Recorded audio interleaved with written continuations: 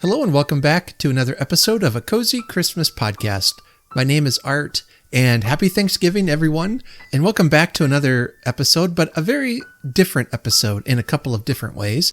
One is that there is an actual video version of this podcast episode, and if you're on YouTube right now and you can see my face, well, hello. This is in the attic where I normally record during the year when it's not too hot up here. Usually in fall, winter, and early spring, it's pretty decent up here. The sound treatment is not the best for videos, but it's a work in progress. So I thought I would throw up a little bit of decorations here and over there and get in a festive mood for you, because today is Thanksgiving, and in our house, that means that Christmas decorations can finally go up. But I hope you are having a great Thanksgiving day with your friends or family. Today, I have a wonderful guest on. His name is Ken Smith. He's the host of the North Pole News Dispatch Christmas podcast, and as well as a co-host of On the Porch. The other co-host is Todd Killian from Christmas Clatter. And I've had Todd on the podcast before, and I've had Ken on before. For my Thanksgiving episodes, I often like to have a guest on who has meant something to me personally over the past year, and Ken certainly has fit this bill. He's become a good friend this year, and we've talked a lot, and I'm not only do I love his podcast, but he's just a genuinely good guy. So I appreciate him coming on today to help kick us off on the official season of Christmas. Now, will all of my podcasts going forward be video? Definitely not, at least for not right now. It's just something I'm trying today. So I'm going to see how it goes and play around with it. So let's go ahead and get started.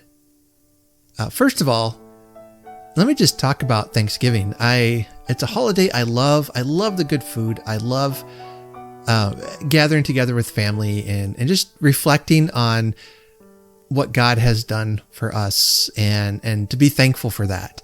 And I have much to be thankful for this year. In my interview with Ken, we do talk about that a bit, so I won't repeat a lot of that. But if all goes to plan today, I'll be having a wonderful Thanksgiving meal with my kids. My oldest will be back home, and then tomorrow, Friday, we'll be decorating for Christmas. We'll get the tree up. We'll lights and decorations and ornaments and all that fun stuff. What's great about this little attic fortress I have here is that there's nothing stopping me from just leaving this tree up all year round, right? So as long as my wife doesn't come up in the attic, she will never know. Okay. But overall, we're doing well this year. I actually can't believe it. I have not had a drink of eggnog all year. Usually by now I've snuck some. I've snuck into it. I've gotten into it a little bit, but yeah, this year I haven't. I've been able to resist until very likely today or tomorrow I'll be hitting the eggnog. And I have an episode out from last year, if you want to check that out, where I talked to a lady from the A&E eggnog, which is my favorite eggnog. She was kind enough to come on and talk about the making process of eggnog, and that was a lot of fun to talk with her.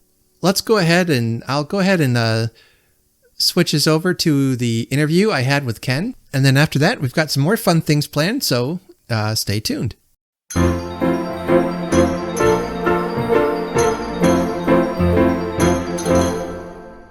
Welcome to the Cozy Christmas Podcast. We've got a special video edition. This should be in your regular podcast feed as well.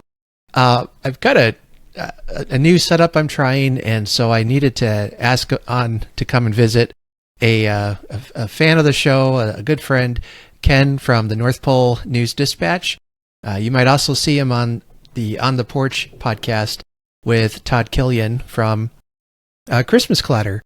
That's you're on the Porch podcast, Ken. That's how I get my Christmas fix throughout the year. When it's kind of a secret way to get Christmassy.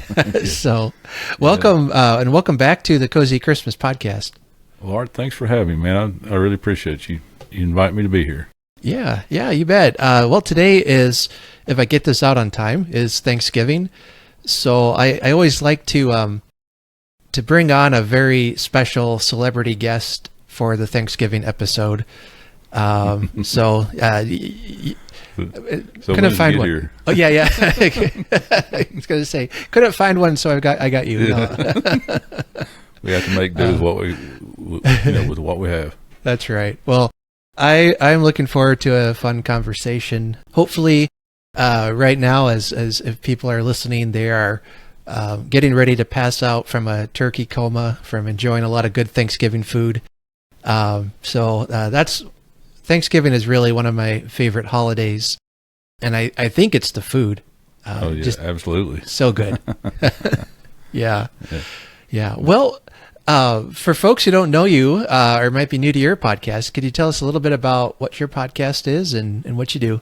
Sure. My podcast is the North Pole News Dispatch, and it's a fictionary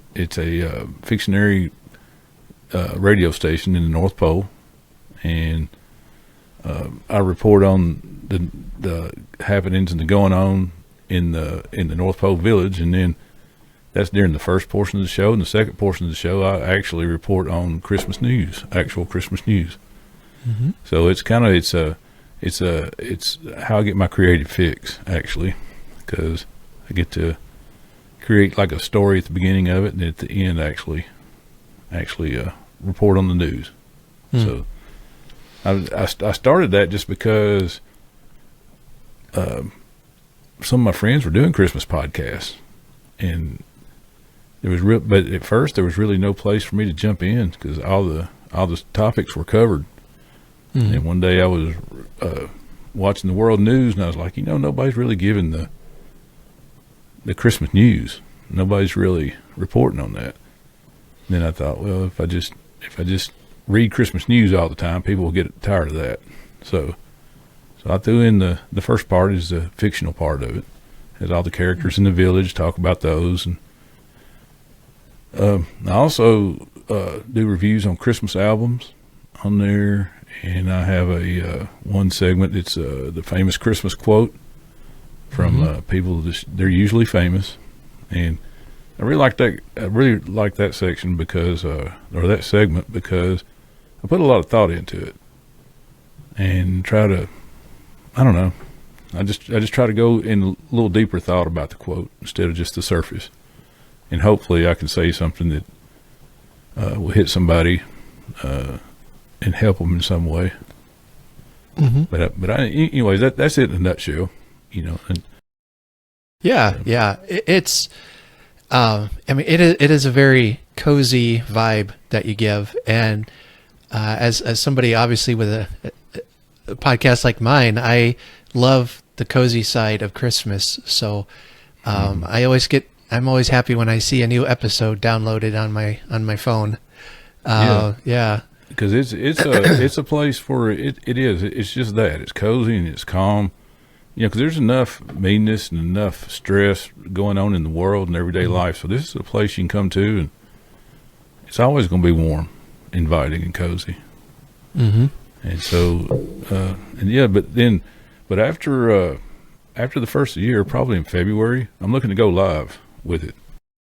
And it'll be like this podcast here. You still get the audio podcast as well, but looking to go live, and it kind of creates some challenges because I want to create a live radio show at the North Pole that you can tune in and be in the actual North Pole. It's a dispatch station, is what I call it.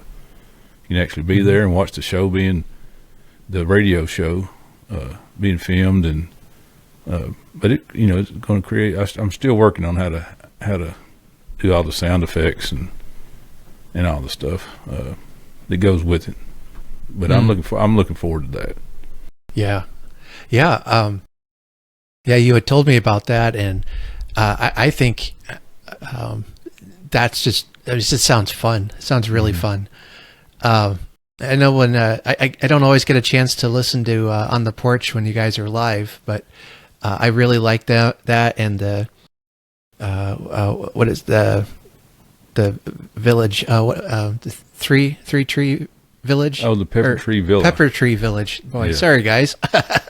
Pepper Tree Village. Yeah. They do a live show as well, and I really like that when I can catch it. But Yeah, yeah, I really like that as well.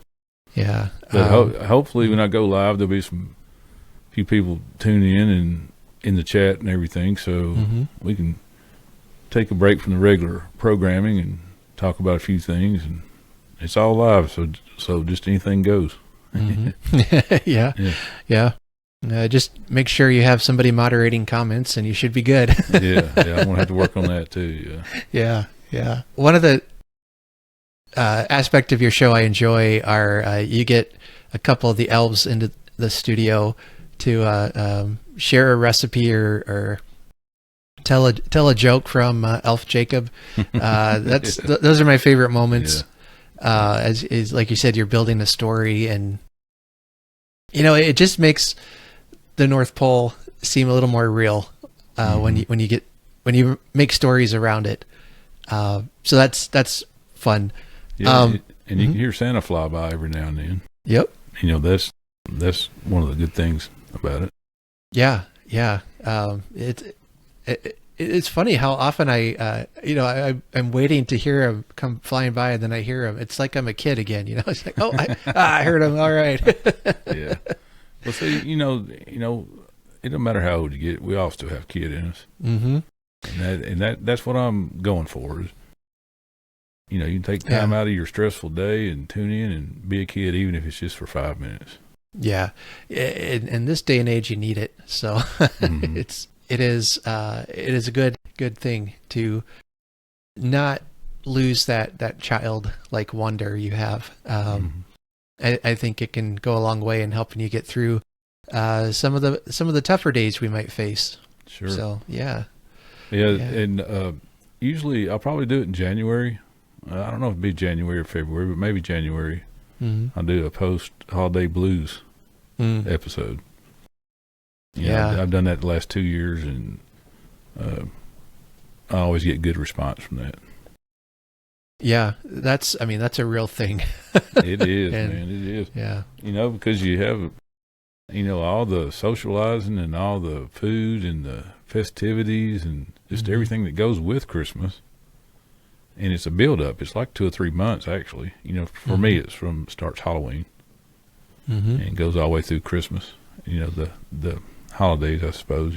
And all at once, it's over with. You get past New Year's Day, it's over with. So now what do you do? Yeah.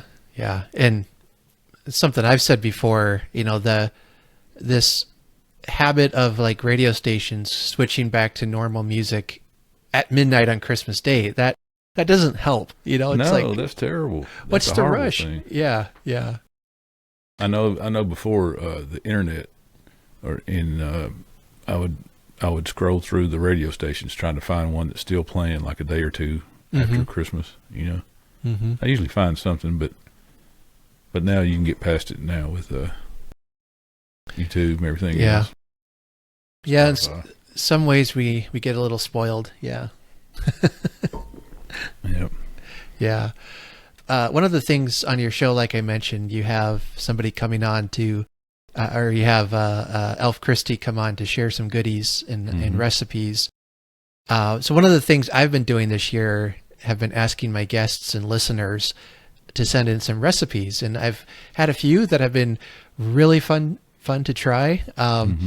And so I asked you, have you had a couple? You have about 3 or 4? Yeah. What do you? Now, not all of them is Elf Christie's. 2 of them are. 2 of them are mine. Okay. For Thanksgiving. Okay. Yeah. Perfect. But Elf Christie, she makes these molasses sugar cookies, and buddy, they are so good. Have you ever had molasses sugar cookies? I don't think so. They're good because they're sweet, but they're not overly sweet. But you can definitely taste the molasses in them. Yeah. And so those would probably be good with a good cup of coffee then. Oh, they sure are. They're good for breakfast, lunch. It doesn't matter. Dessert. Yeah. just however you want to eat them. Yeah. So, what's in those? Well, I'll just give you a list of ingredients real quick. Mm-hmm. There's shortening. You have about 1.5 cups of shortening. And then you have to make them. F. Christie says you got to make them with shortening. Don't use butter. Use like Crisco or something like that. That makes a big difference. But it has 2 cups of sugar, a 1/2 cup of molasses, 2 eggs, 4 cups of all-purpose flour, a little baking soda, 2 teaspoons of ground cinnamon, teaspoon of ground cloves, and a teaspoon of ground ginger. So, did I say molasses? 1/2 cup of molasses. Okay. Yeah. But yeah, you just you mix all that together, and it's best if you chill it 3 hours to overnight. And F. Christie recommends chilling them overnight, or it makes the consistency better once they're baked. Right. Yeah. I'm finding that out. How even sometimes the butter, if it's not melted right, or if it's not hard, or if it needs to be hard or melted, it depends on the cookie, and I don't know. I'm not a professional baker at all. I'm an amateur, but I've really enjoyed. Yeah, professional cookie taster though, but I'm a professional eggnog taster in my family. All right. Yeah. Yeah. But yeah, I'm gonna have to try those cookies for sure. Yeah, and those, I mean, they're really good. They are. And the thing about, you might think, well, you got to make the dough, but you can't make them till the next night. Well, it's pretty cool that way, because you just pull them out and start rolling them in, golf ball size balls, and so that's the fun part, and putting them in the oven and actually cooking them.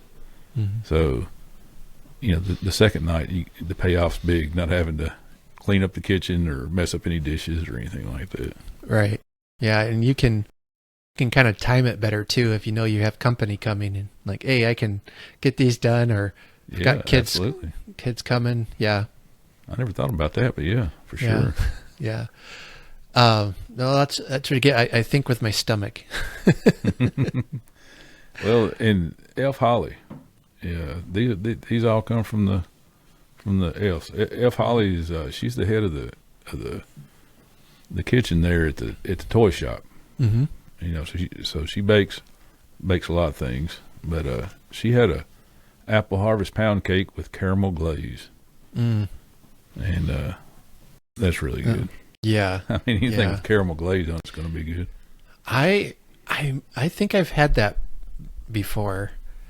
It sounds familiar. But it just has sugar, vegetable oil, vanilla extract, eggs, flour, baking soda, ground cinnamon, salt, a couple Granny Smith apples that are chopped, cored, and peeled, and the walnuts and margarine, milk, and sugar make up the glaze.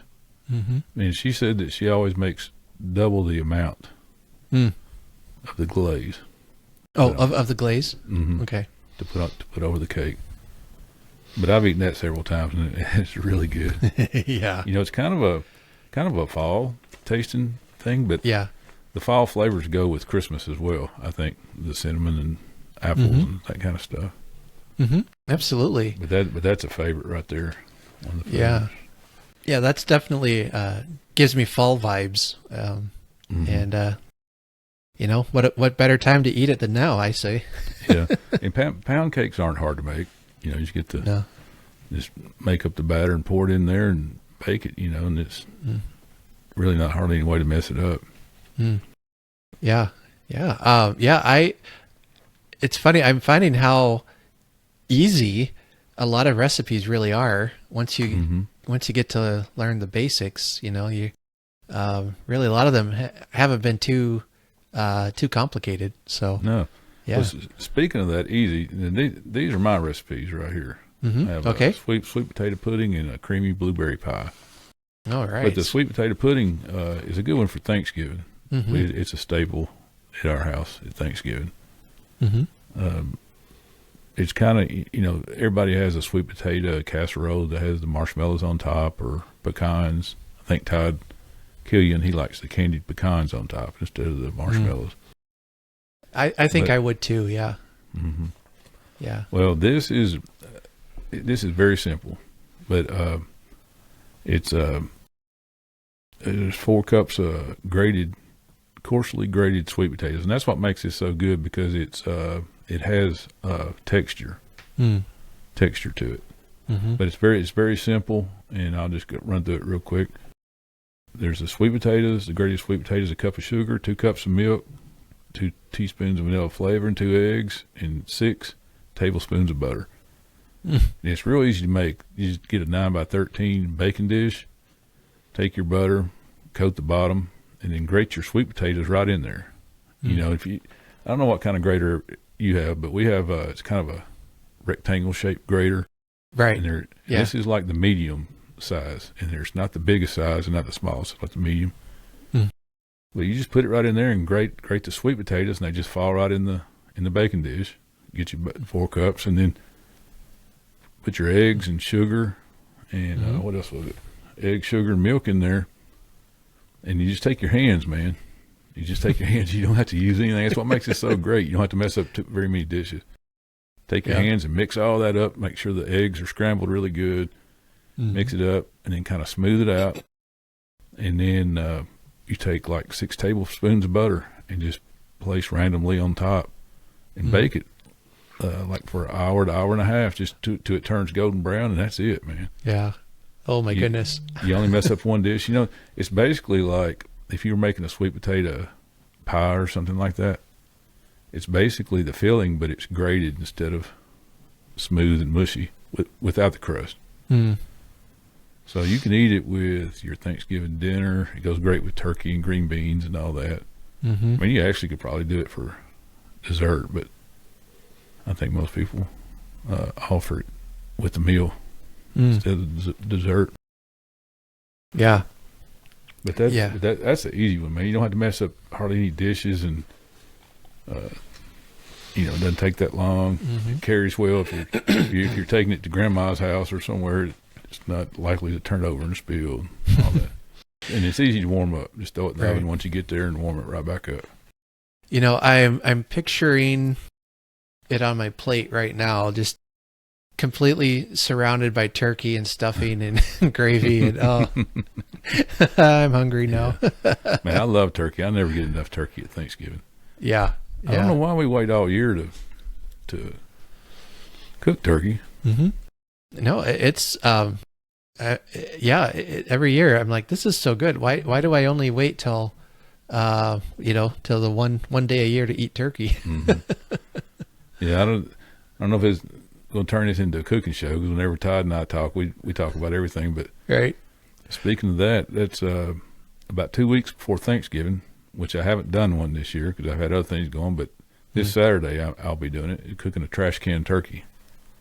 Okay. And that's it's where you take it's a galvanized trash can, clean of course, but you turn it upside down. You drive a stake in the ground, put your turkey on there, turn the trash can upside down, and put your charcoals along the bottom of it, around the ground, and then up on top of the trash can. And it creates a convection oven, and it cooks it in an hour and a half, 90 minutes. Oh, wow. And it comes out golden brown and so juicy because it cooks at such a high temperature and so fast. But it's really good. But I do that. I usually do that a couple weeks before so it can get enough turkey. Oh, yeah.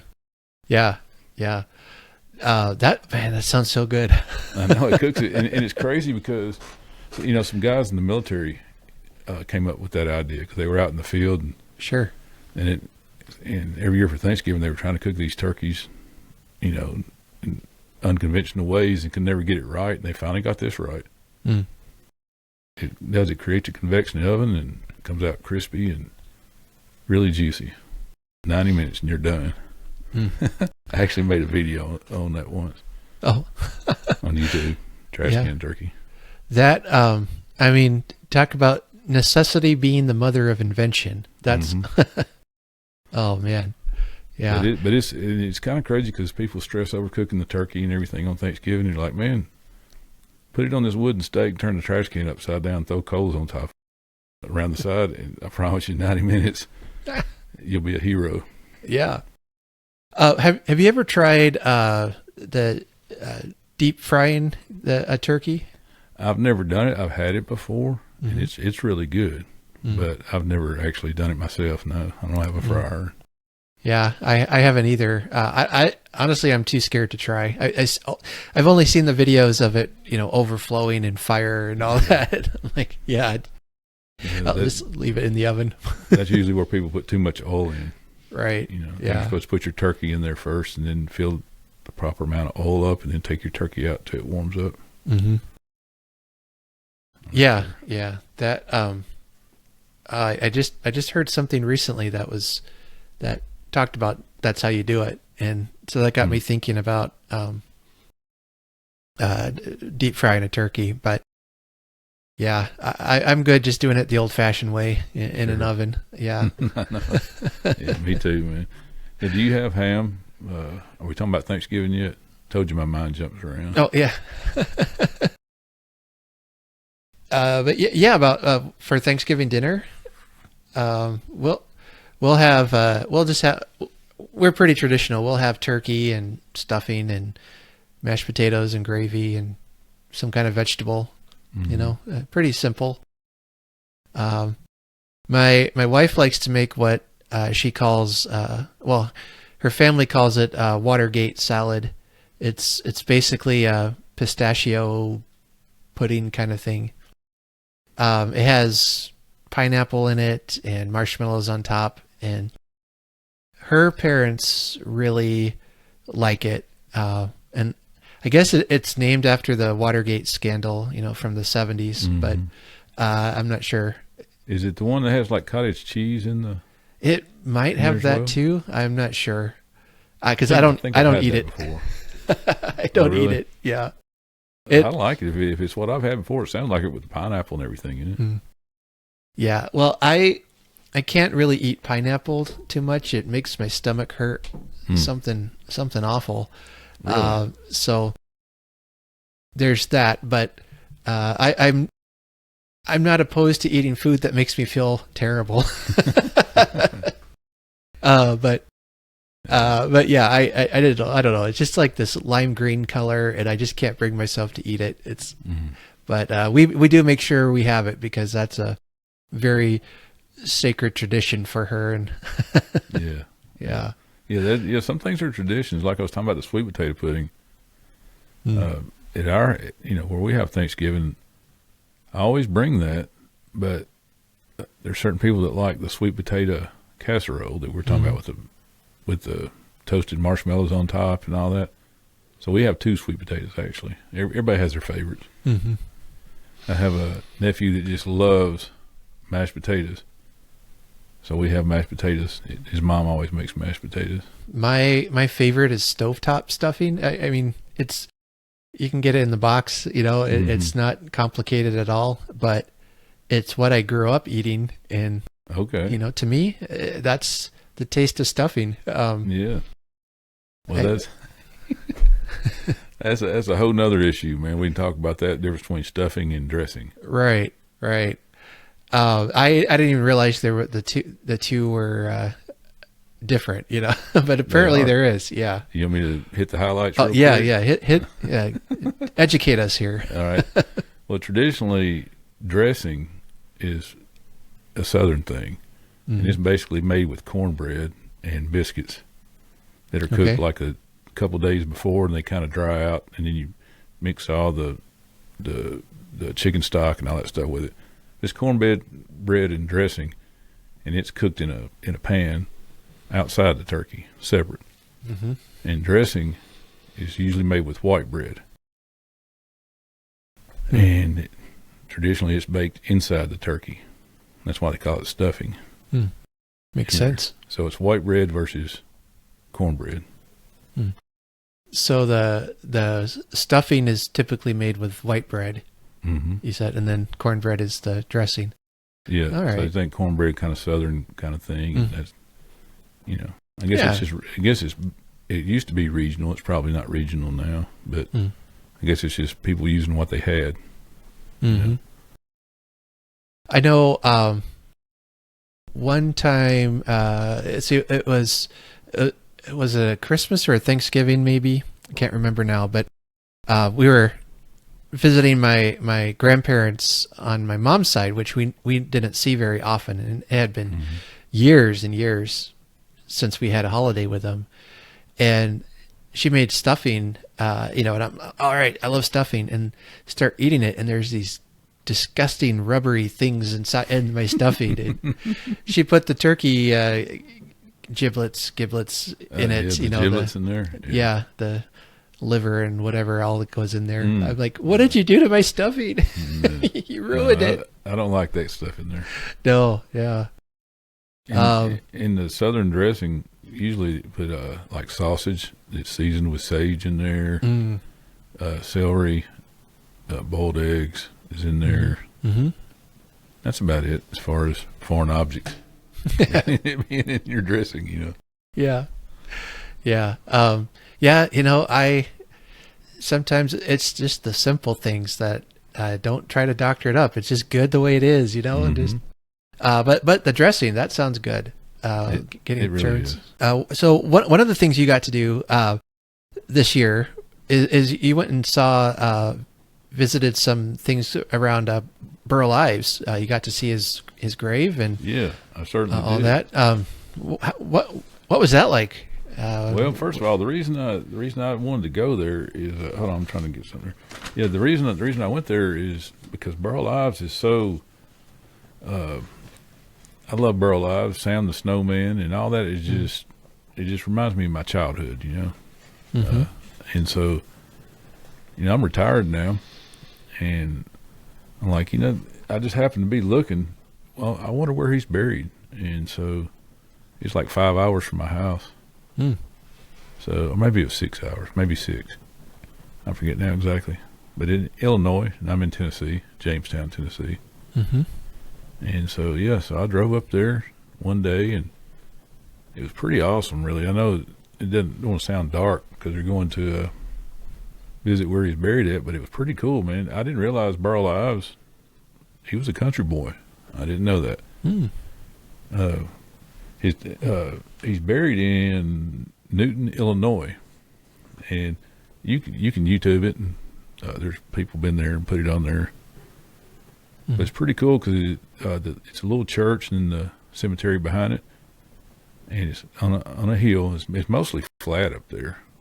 It's all agricultural area, corn and soybeans and everything. But it's kind of on a rise.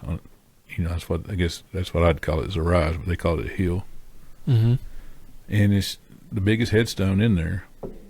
And it has a lot of good words on the front of it. You can read somewhere you read there. But I don't know, man. I went and sat up there, and it was peaceful. In my mind, I thought before I'd go, there'd be other people there. I might have to stand in line or get a ticket or something. It might be gated where you couldn't. It was hard to get there, but it wasn't, man. You walk right up to it, and I just hung out there, man. And I did something kind of silly. I don't know if it's silly or not, but it made me feel good. Pulled out phone, and I played Holly Jolly Christmas and Rudolph the Red-Nosed Reindeer by him. And just kind of sit there and had a moment. I'm probably not the first one that's ever done that, but I like to think maybe I am.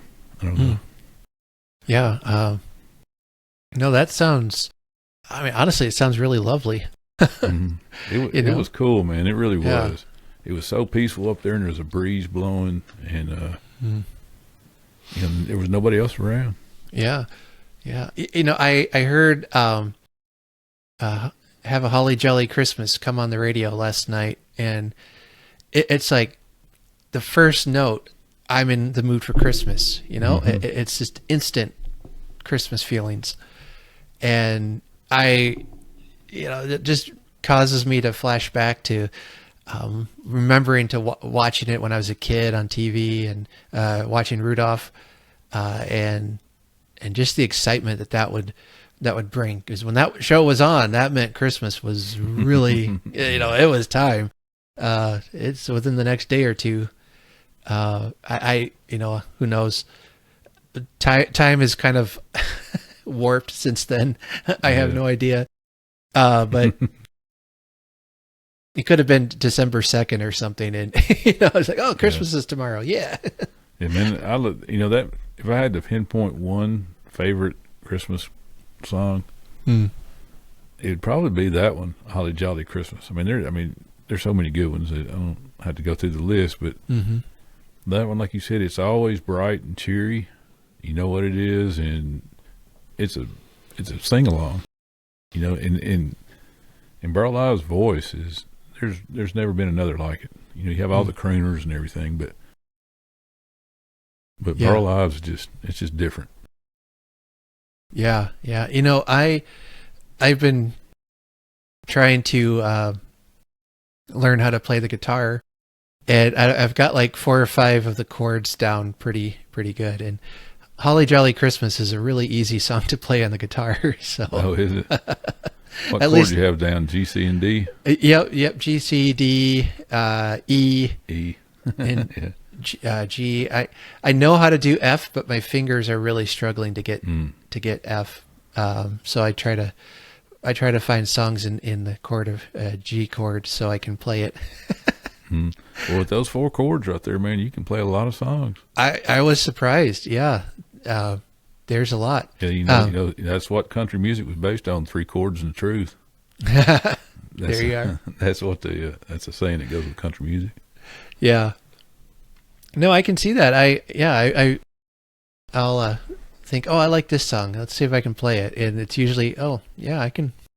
You know, it's those 3 or 4 chords, and it's pretty easy. You know, at least to have a drumming rhythm and all that. So I found a bunch of Christmas music and chords and all that so I've been practicing with those. What you need somebody singing along, because sometimes it's just chords you're playing. Yeah. But I don't sing that, that well. But maybe I can get Grace to sing with me, my daughter. She's a much better singer. So we'll have some fun. Yeah. Well, before we get away from it, I'm going to tell you a little story about Burl Ives. Yeah.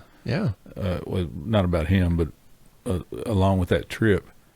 Whenever I was getting ready to leave, I was like, I wonder where his hometown was. So I Googled that real quick, and it was only 15 minutes away from where he's buried. And he's buried in, his hometown was Newton, Illinois. 15 minutes. So I went there, and it's a little country town. But I saw they had before I got there, I saw they had like a granite. It was him. It was supposed to be Burl Ives. It was dedicated to him, but it didn't look a whole lot like him. It looked sort of, it was just a really in general kind of thing. And so it was right on the side of the road, right in front of the library there in Newton, Illinois.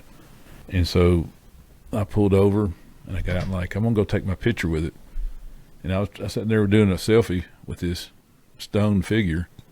He was holding a guitar and everything. And I was 2 or 3 pictures trying to get the right one. And this car drives by, and this kid was hanging out the window. And goes, "Hey, mister, you look stupid." And I'm like, oh, man. I just waved at him. I'm like, yeah, I probably do. And he drives by and sees this thing every day, and I'm out here. This thing is supposed to be Burl Ives, but doesn't really look like him. But you can go online and see that too. Yeah. See what I'm talking about. Well, what does that kid know? That's right, man. That's right. When he gets made, he'll probably be there taking pictures too. That's right. I'd hope so. Yeah.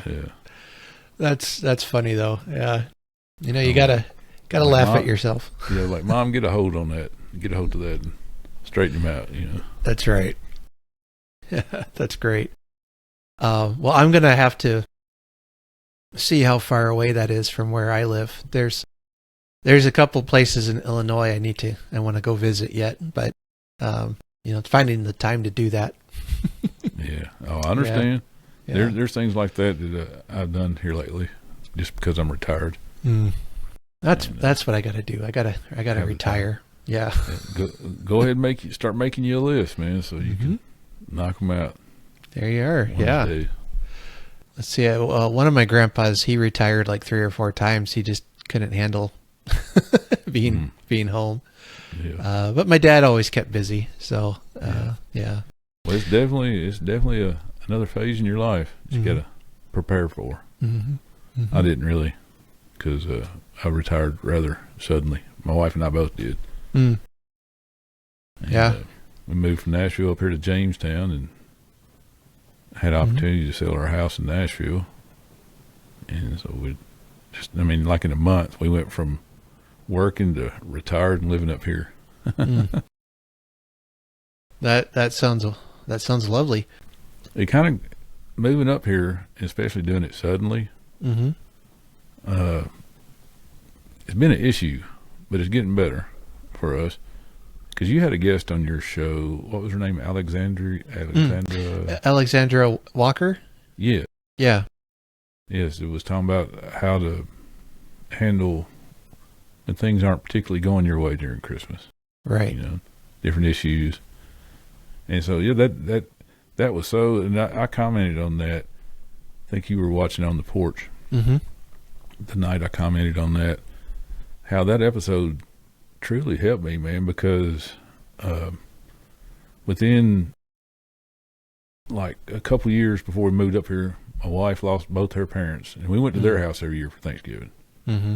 So that there's that issue, and then the issue we moved from having Thanksgiving from their house to my sister-in-law's house without the grandparents there, you know, or their parents. And then so it, you know, kind of fell into that, and then soon after my son joined the military, so he wasn't around, and then soon after that we suddenly retired and moved out of town, left all the people that we knew to this. It's a great little town up here in the country, or it's mountains actually. Wonderful little town, but it was just a lot of change all at once. Mm. And so and things just weren't the same, man. The holidays was not the same. I hate to say it, but I was having trouble finding the joy that I had, even as an adult, you know, not just the joy from my childhood, but just as an adult during the holidays.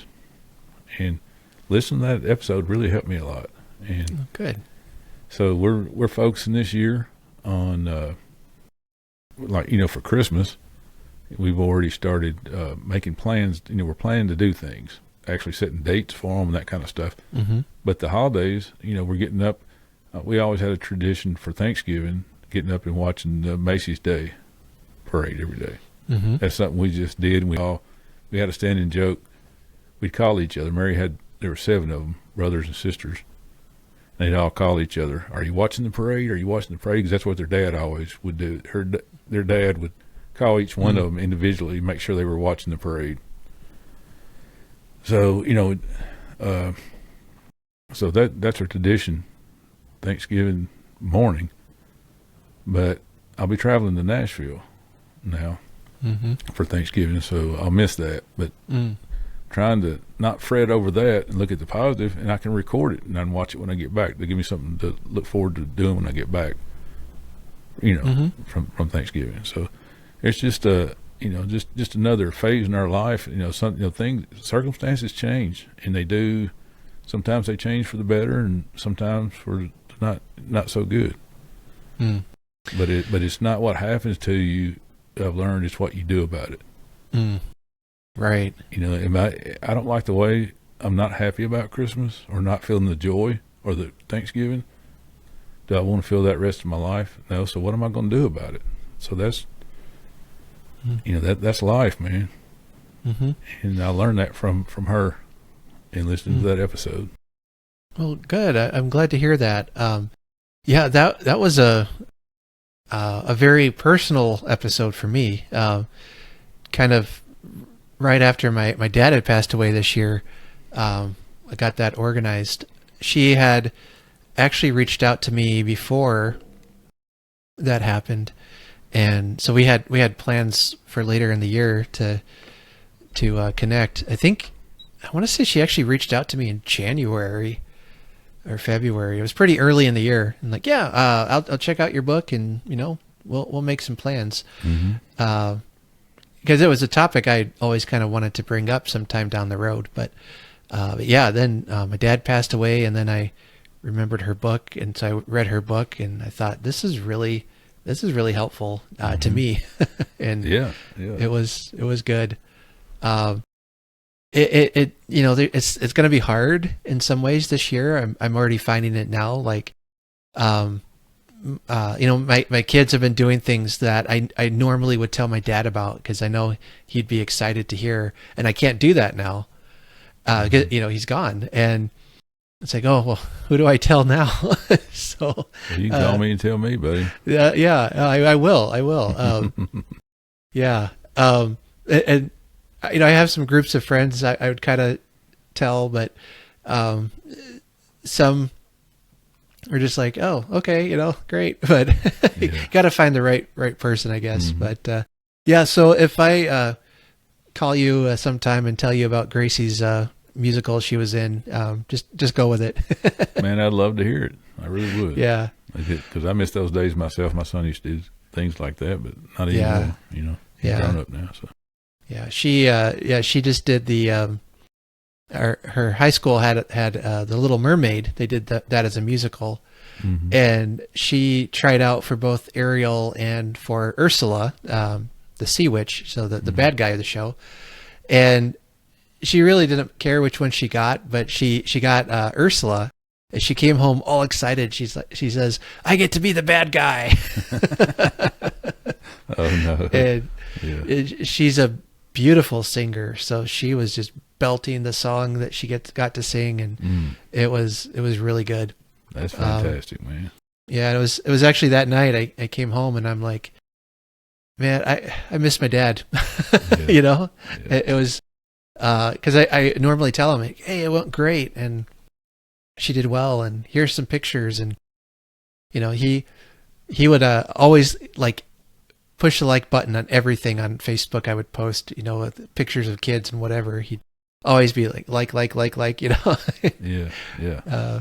So it was something I learned, man. You're talking about missing your dad is like, we have the memories of people that we've lost and things that we used to do. Even even if you're just in another phase of your life and you haven't lost anybody, you still have those memories, and you don't need to forget about them. You need to remember them and enjoy them. That was given to you as a gift. But for me, if I just focus on, I wish it could be like it used to be, I'm missing the gift of the present. I'm missing the gift of today and what's going on today. I'm thinking about the past, and it's never going to be like the past. Right. Whether it's just not. It'll be different, and it can be just as joyous and fun and happy and bright and cheery, but it'll just be a different situation. And I'll miss that if I'm fretting about the way it used to be. Yeah. I maybe my wife has told you to talk to me about that, but we're fighting that out. Some things are going to have to change the way we're celebrating Christmas. For one, my oldest son is now engaged to be married. He's going to be married in the spring. So that's going to change. It already looks like even this year, we might have to change even how we usually celebrate Christmas. And I've been kind of like, oh, I don't want to do that. That's too different, or that's not how we usually do it. And, she's like, well, it'll be okay. It'll be okay. I'm like, I don't know. It will be, man. It'll just be different. It's another phase. Yeah. Well, I like that you get so caught up with the past that you miss the right now, like you were just saying. You miss the what's happening in front of you, and that's a good way to have regret down the road. So now you're going to be like my little Jiminy Cricket sitting on my shoulder, telling me it's going to be okay, man. It will be, man. It's going to be everything. Everything's good. Yeah, good. It's just different, and especially if you're like me, and it sounds like you. If you like traditions, especially during the holidays, and it changes just a little bit. It can set you back a minute, but it's going to be all right. Well, I think of one of our traditions that we really enjoy is on Christmas morning we have French toast for breakfast. And I remember how we started that. It was literally, I think it was the first Christmas Aaron and I were married. We didn't have any kids or anything. And so, we're starting new things. And I just decided, I think making French toast on Christmas morning should be our tradition. I was like, okay. I mean, that's how it started. And we just decided. Huh? Yeah. I don't know why. It just sounded good that morning. Yeah. And now it's become such a part of it that, not having it would be kind of weird. But sometimes traditions, that's, that's really all they are. It's just, we just decided to do that and, make new ones. Then, I guess is my point. You can always make new ones just as easily. It's funny the traditions people have, like ours.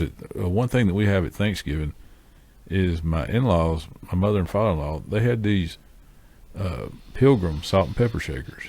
Mm-hmm. They had them for years. And then, of course, when they passed and we started going to my sister-in-law's house, the first year we had Thanksgiving there, those salt and pepper shakers weren't there. You thought they were going to cancel Thanksgiving. She had to go dig those out because she had them. My sister-in-law had them, but she didn't have them out. So she had to go dig them out and put salt and pepper in them and put them on the table. Just had to, just a tradition of those being there. My oldest son, he has this turkey he made out of an old gourd. He must have been in kindergarten or first grade. Mm-hmm. So it's this gourd. It was painted brown. Had some like things glued on for his beak and his tail feathers. It's the ugliest thing you've ever seen, but it's become like the sacred Thanksgiving dinner centerpiece. Yeah. Oh my goodness. He called it Torky, the turkey. So Torky the turkey. Yeah, and I love that, man. There was one year he forgot to bring Torky down for Thanksgiving, and that was a tragedy. But oh well. Yep.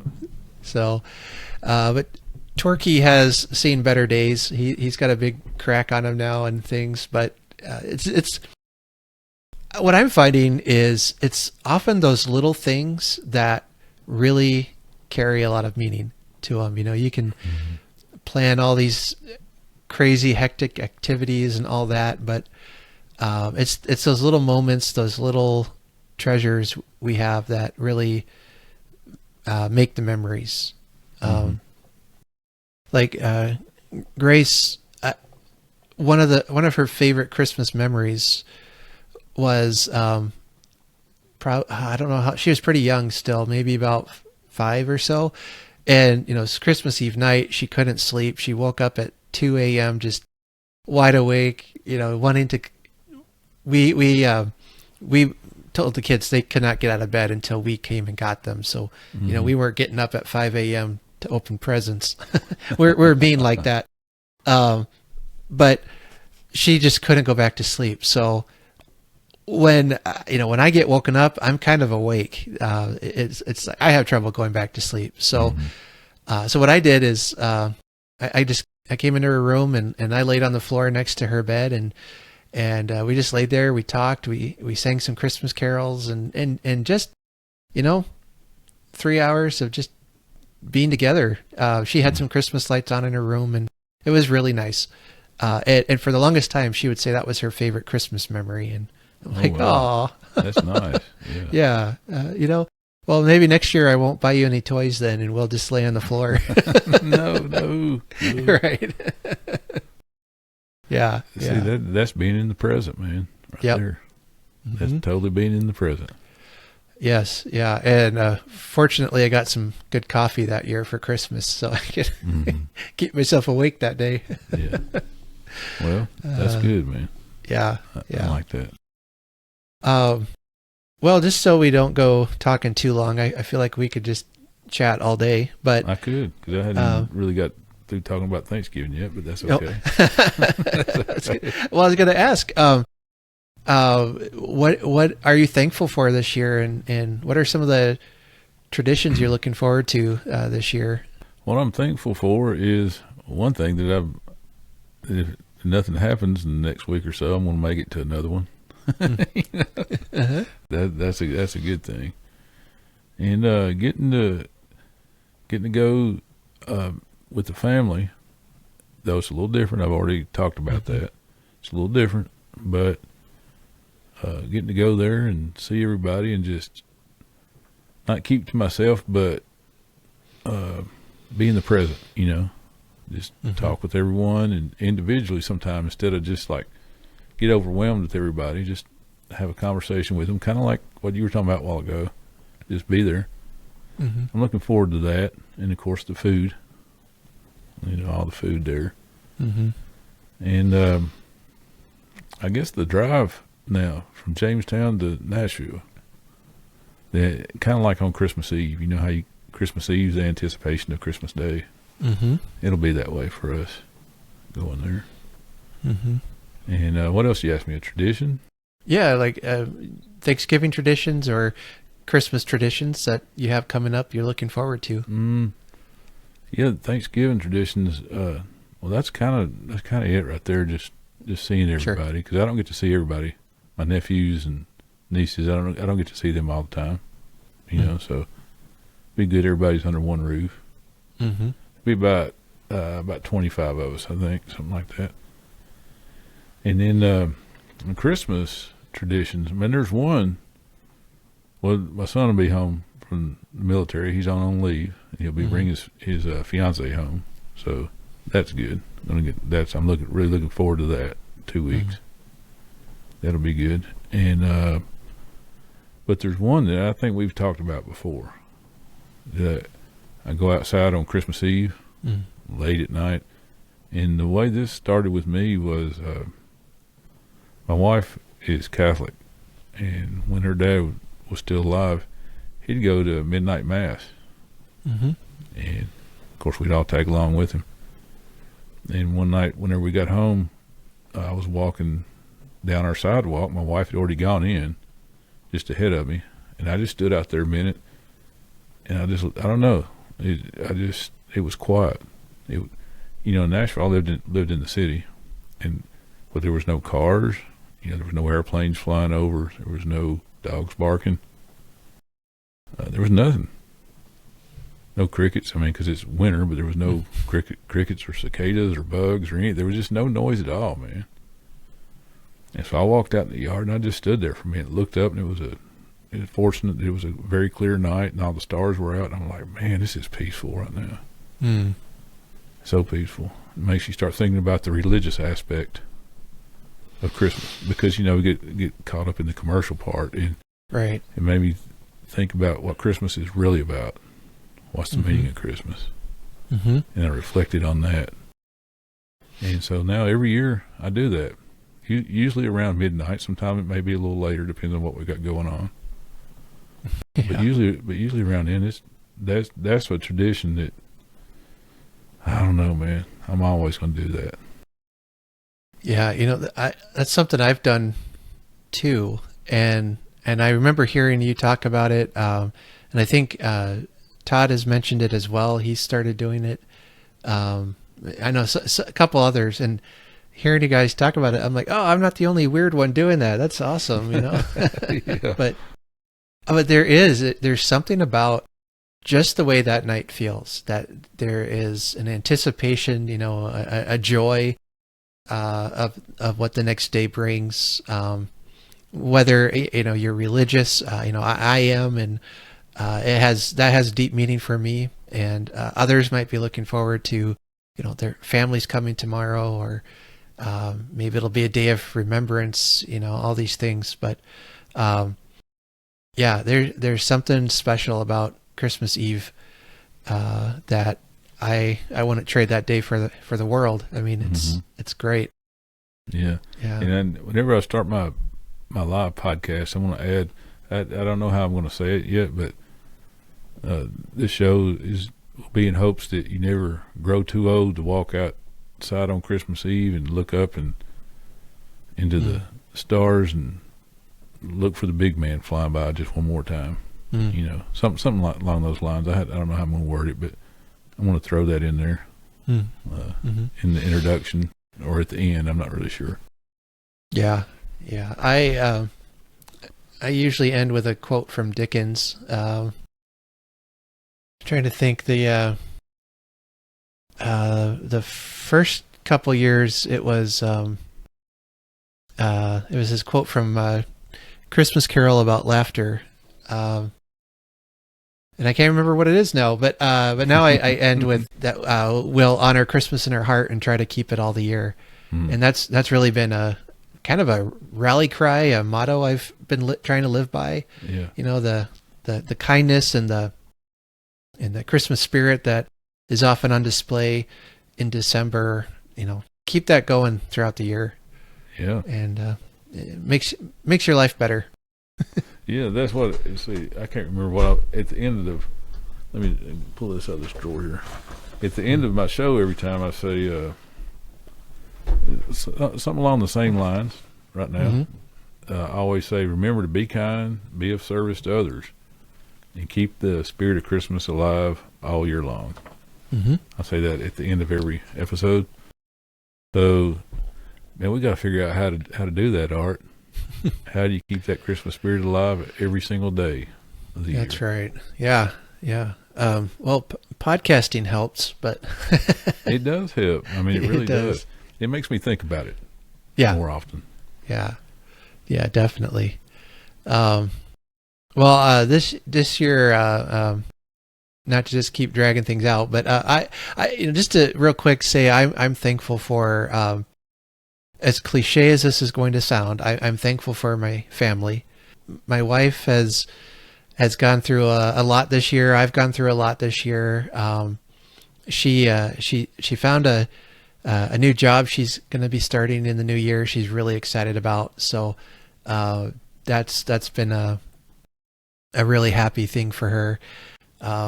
Some hard things still ahead, but I've got my family with me. We're healthy. We're happy, more or less, and we've got each other.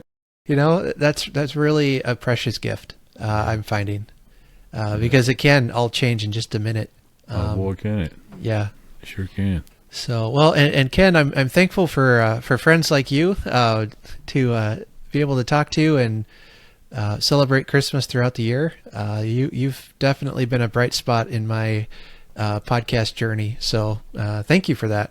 Well, thank you, Art, for saying that. That's very nice. And the same with you. Same with you for sure.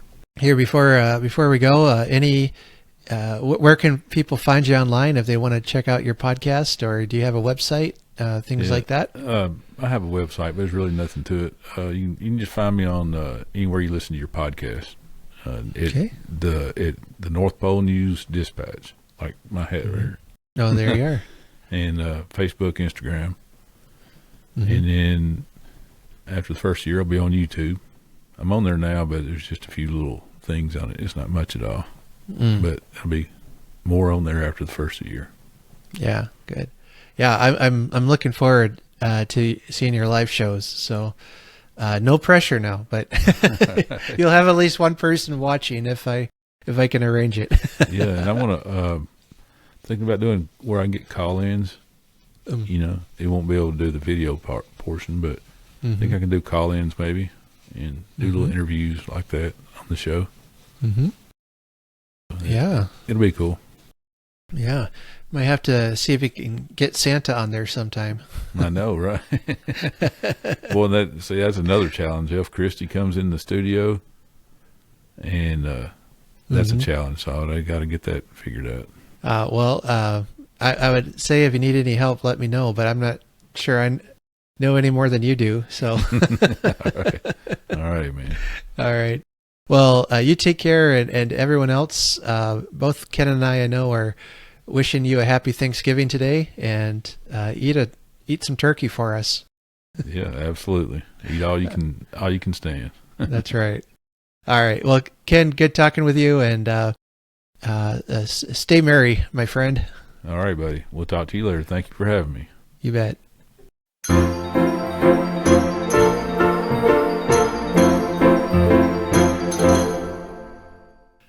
Well, that about wraps it up for today. I don't know about you, but I'm in the mood for turkey dinner round 2 as we look forward to tomorrow morning waking up and getting the tree put up, getting the lights out, the decorations up, all of that. I am so excited. And before I go, I do want to just say a quick thank you to everyone who has continued to support the show. I cannot do this without you. Your financial donations and are especially incredibly helpful to help me run things like the podcast hosting site. I can pay for Canva. That helps me design podcast art. A lot of other little things that it goes towards that really just help supplement what I can donate to the podcast. So thank you guys so much. I mean it from the bottom of my heart. This is a truly wonderful community to be a part of, and I am grateful for each and every one of you out there. So I look forward. I should be back on Monday with another episode, and we'll kick off the official Christmas season, where nobody can complain it's too early to start playing Christmas music. Although I'm sure somebody will. You know who you are out there. One quick thing here.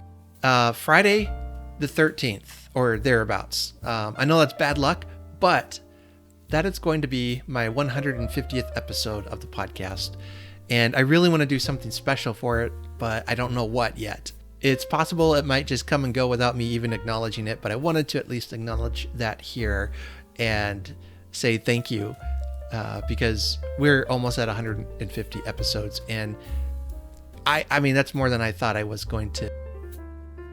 And the fact that every year my downloads increase more and more, I don't think I've ever had a year where I've lost some, and that's so encouraging. I'm glad to know that my story and my podcast that there are people who want to hear what I have to say. It's humbling, and I'm just, if I haven't said it enough, thank you. All right, that's enough for me. And so until next time, we'll see you Monday. And until then, let us remember to honor Christmas in our heart and try to keep it all the year. Have a very Merry Christmas.